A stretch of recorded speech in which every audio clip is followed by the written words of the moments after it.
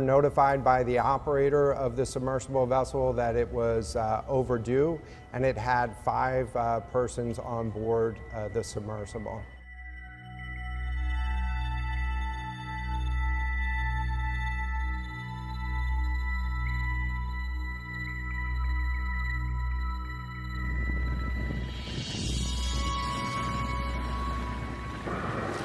It's got one button, and that's it. Yeah, so we run the sub with this game controller. It's made by Logitech, but it's basically a Sony PlayStation style controller. If you want to go forward, you press forward. If you want to go back, you press back. You want to turn to the left, it's like that. You want to turn to the right, you turn to the right.